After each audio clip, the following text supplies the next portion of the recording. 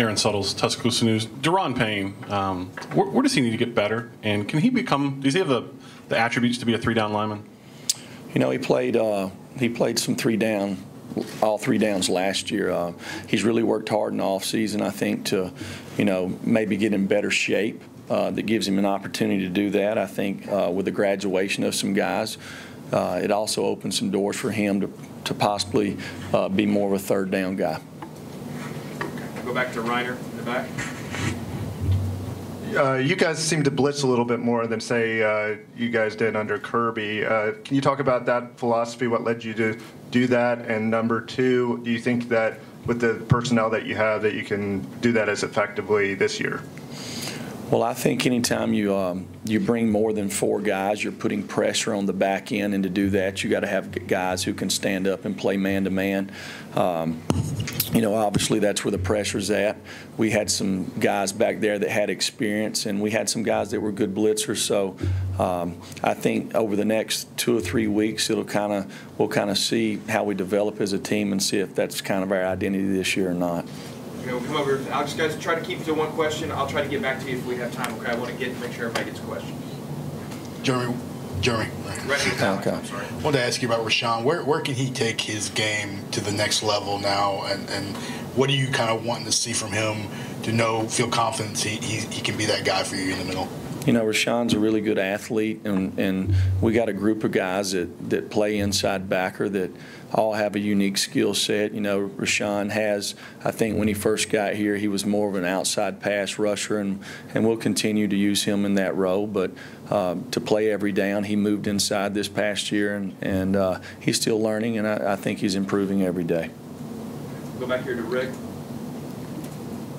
Hey, Jeremy. Rick Carley, Fox 6. How important is it for you to bring a kid in as a freshman 3, 4, 5 years later, just let him or allow him to leave as a complete football player? So we're talking player development, if you can talk about that a little bit. Well, I think one thing that's very unique here is if you guys, when you watch our team periods, we two-spot, and that's one thing about player development that Coach Saban does is, you know, we have 4 teams out there, so everybody gets the same amount of reps. So nobody's sitting on the side watching, and I think that is unique in the fact that guys have an opportunity to develop, and you see a big difference from the time that they're freshmen to the time they're seniors. We'll come back over here with Michael. I want to ask about Terrell Lewis. What's he bringing, and how are those guys going to replace? You have Tim Williams and Brian Anderson that are gone. How do you see those guys stepping in? You know, we got several guys that's returning at outside backer that had an opportunity to play last year. Terrell Lewis, Christian Miller, Anthony Jennings. And then we got some younger guys there. So that's why we practice. The kids are going to continue to work and develop, and we'll kind of see over the next few weeks. Come back up front with Tony. Tony Sakalas, BamaInsider.com. I wanted to ask about the defensive end spot. What have you seen from Isaiah Buggs and Raekwon Davis, and do they push each other for that last spot? Well, really, we don't have nobody's really plugged into any spots. I think it's one thing that's very evident here over the last 10 years is Coach has what he calls a rep chart.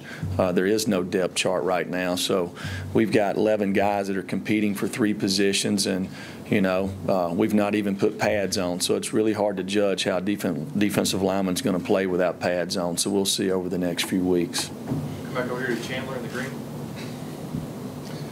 Jeremy, kind of following up to that question, Coach Saban's talked about the one thing that you guys wanted to do out of the spring was develop more depth up front and defensive line. What do those guys have to do once you put pads on to show that they've earned that consistent playing time that you guys need? Well, I think you said it right there, consistency. I think it's one thing about great defenses that is very unique is they find a way to do the right thing over and over and over again. If you watch college football, probably every team out there plays well at certain times in the games, but who can do it over and over? And I think that's one thing that our guys have got to prove in the course of the next couple of weeks. Okay, go to the other side with Matt. Jeremy, what have you seen from the summer enrollees at linebacker so far, the combination of Van Darius, Chris Allen, and Markel Benton, and what do you think are the individual strengths for those three guys, what they bring to the table? Well, who'd you say again? Did you all the freshmen? Well, Dylan Moses was here in the spring, so we've got 15 days with him. But the other guys, during the summer, we don't watch them practice, so we're not out there with them. So basically, we've had 2 days, so it's really hard to, get a good gauge on what they can and can't do after 2 days. Come back over here to actually Dwayne first. Coach talked about the competition in that inside linebacker spot. Obviously, you work very much with that spot. You got Sean Dion and Rashawn, but just the guys behind him, like Davis, Mac Wilson, where do you see those guys? Well, it's again, we got 4 groups that are out there competing. We watch all the tape. They're all running the same defenses every day. So we've got two days really of body of work. I think over the next couple of weeks, I think it'll kind of shake itself out, and we would love to have 6 or 7 guys that could play that spot. Come back over to Chris Walsh. What does it say about Minka that he can play either safety or cornerback? And are you tempted to kind of move him around a lot, even when you get a set position for him? No, I don't think you're tempted to. I think his skill set gives you an opportunity to. The fact that he could play all 6 positions in the secondary allows you a little flexibility to kind of see who the other guys are. If we need help at corner, he can play corner. If we need him inside at star and money, he could play there, safety. So he's got a unique skill set, so that gives you a little flexibility. Go in the back. Hi, Coach. Simone Eli. Every offseason is challenging. How has this offseason been challenging for you at home with a newborn who's now just a couple of months old, and how's that gone for you? That's a good question there. You should ask my wife that. No, it's. I think everybody in here probably has children. I think it's probably one of the most, to me, kind of precious deals. You bring one into the world, and to me, I look at it when it comes to coaching, it's the same deal. I have a son that plays at Jacksonville State, and I know how I want him to be treated. So when these guys walk in here at the University of Alabama, there's somebody's kid, I tell my guys in the room all the time, which none of them really have children, but I said, I'm going to tell you something. If you don't pray, you're going to pray whenever your wife's pregnant. You'll start praying then. So I've been praying a lot. Go back here with Ryder. Could you talk about your experience at Florida State and also, just your relationship with Jimbo, and how many clues do you have of their offense, I guess, from that experience? Well, in fall camp here, we've really been focusing on us. I worked a year at Florida State and was very thankful for the opportunity. It was a great year. Had an opportunity to win a national championship and have a tremendous amount of respect for what they do and what they have done. But really right now we're kind of focused on us, and that's what we'll continue to focus on for the next few weeks. Cecil in the back. Hey, Coach. Last year, Raekwon Davis seemed like a guy that was just used to being the biggest guy on the field, the biggest guy in the room, and sort of used his physical talent. How has he progressed in terms of being a really more of a thinking college football player? Well, I can say this, and it's not just about Raekwon. It's about probably every football player that comes into this program, and probably anywhere, in the recruiting process. Kids are much better football players when they're a senior than they are when they're a freshman. And Raekwon was a freshman last year, and it's just kind of the process of developing as a football player.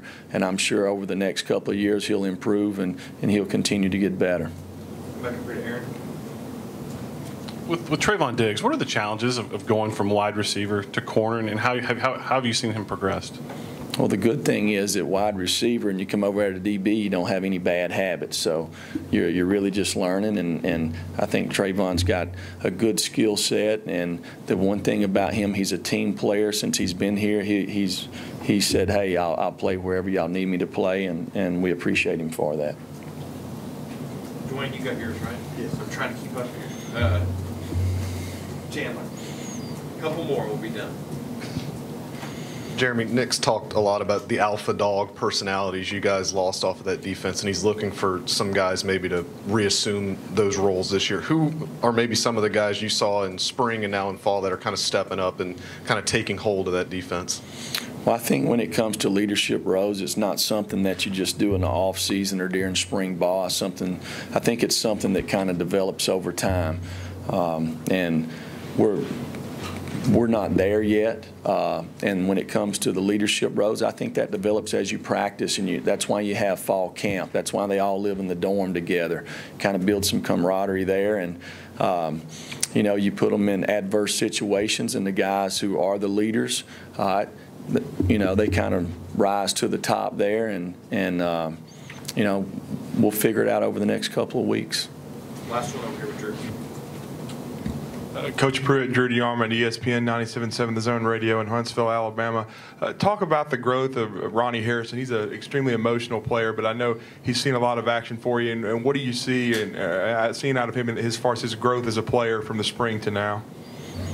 Well, from spring to now, again, we've only practiced 2 days, but I think Ronnie is one of these guys that has played a lot of ball around here.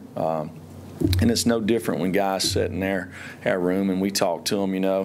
One of the first things I tell them is I'm not smarter than you, I'm just older than you. And I think as a football player, the more times that you're out there and you play, obviously you're going to get wiser. You've got more experience to draw from. So he's had 2 years that he's played here, and you know, I think it's kind of that progression. You hope that as a freshman, now he's a junior, he'll continue to improve and get better.